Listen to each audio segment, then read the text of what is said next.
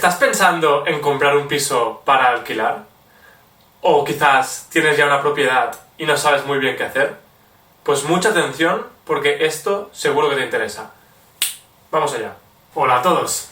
Hoy hablaremos por qué el alquiler de los pisos ya no es un negocio, o al menos ya no lo es tanto como lo era hasta ahora. Bien, el Estado acaba de aprobar una ley de índice de precios de referencia. ¿Eso qué quiere decir? Que hasta el momento todos los propietarios podían alquilar su vivienda al precio que ellos desearan, o al menos al precio de mercado. En todo caso, tenían libertad para hacerlo. Pues ahora mismo ya no será así, porque el Estado ha sacado una nueva ley, en concreto la del 12 del 2023. También hay que tener en cuenta la resolución del 14 de marzo de 2024. Esta nueva ley es la de índice de precios de referencia. Y lo que nos dice es que nuestra vivienda, si está en una zona de mercado tensionada, tendrá un precio máximo al que nosotros podremos ponerla en alquiler. De momento esta ley solo está afectando a Cataluña, que es donde se ha empezado a aplicar, pero seguramente se prevé que próximamente se empiece a implantar también en las otras comunidades autónomas. ¿Qué es una zona de mercado tensionado? Es aquella zona en la que el precio del alquiler o de la hipoteca más los gastos supere el 30% del ingreso promedio de los hogares.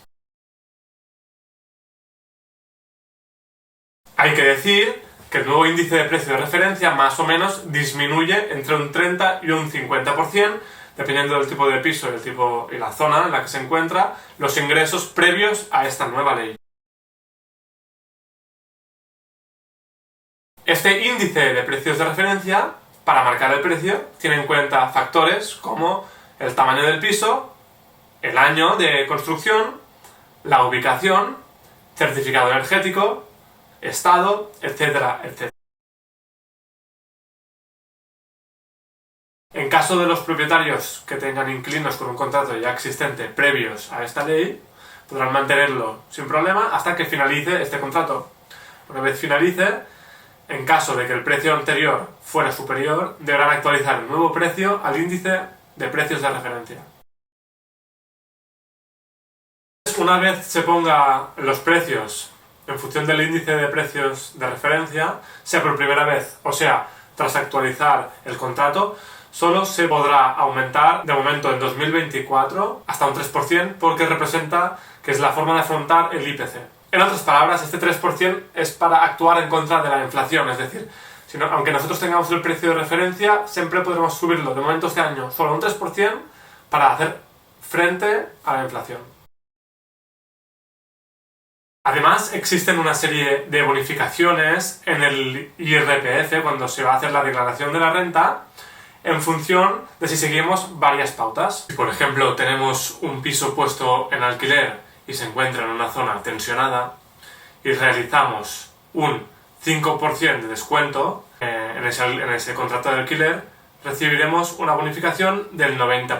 Si se alquila, por ejemplo, la vivienda a jóvenes de entre 18 a 35 años, hay una bonificación del 70% en el IRPF.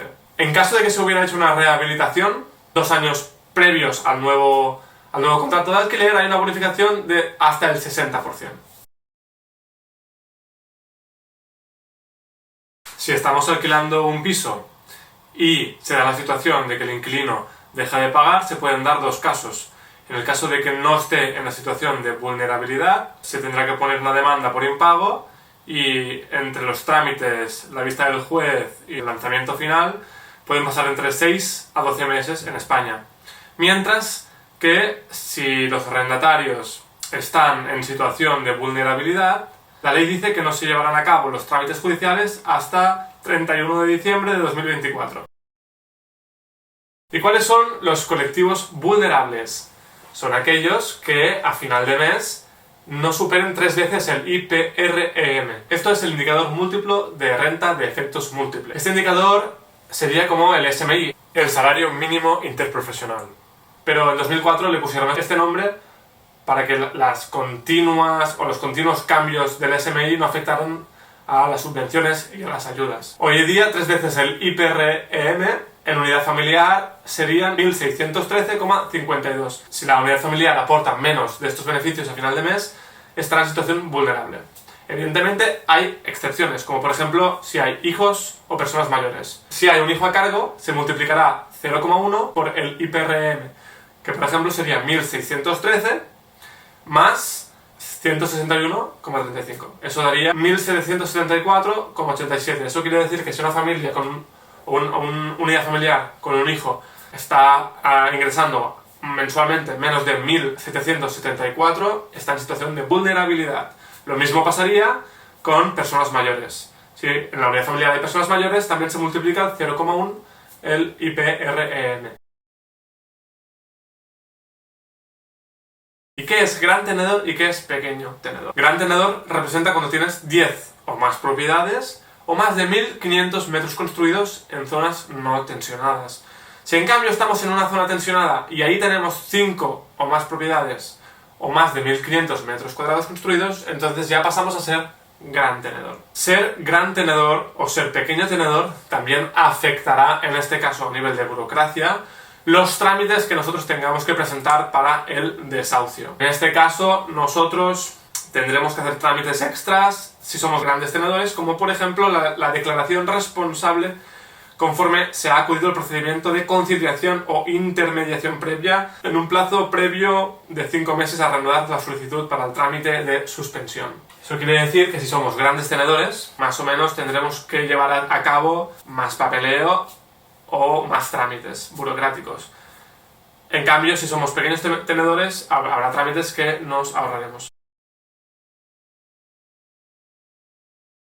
Por otra parte, los propietarios que tengan pisos que no sean, evidentemente, el piso principal o el piso al cual ellos residen, sino que sean viviendas secundarias, tendrán un recargo en el IBI desde el 50 al 150% en caso de que esa vivienda esté desocupada.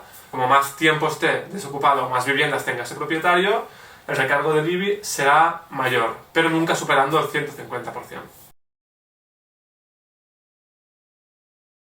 En caso de que seamos propietarios de una vivienda y estemos en situación de vulnerabilidad, la ley ha aumentado el plazo de desahucio de 2 a 4 años. Por lo tanto, si nosotros ahora estamos en una situación con crédito hipotecario y por lo que sea no podemos hacer frente a ese crédito y nos encontramos, repito, en situación de vulnerabilidad, hasta 2028 no se puede proceder como mínimo al desahucio.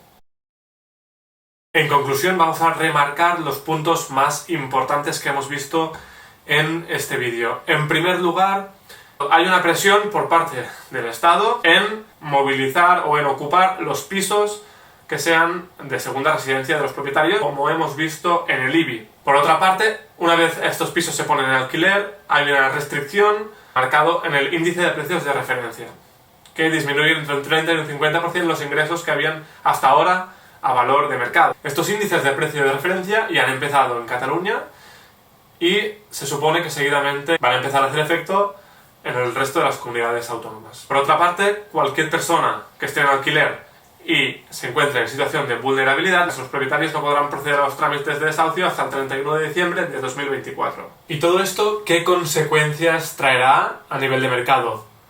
¿Cómo reaccionarán los propietarios de estos inmuebles? Se puede dar el caso de que debido a estas leyes los propietarios de piso decidan no alquilar.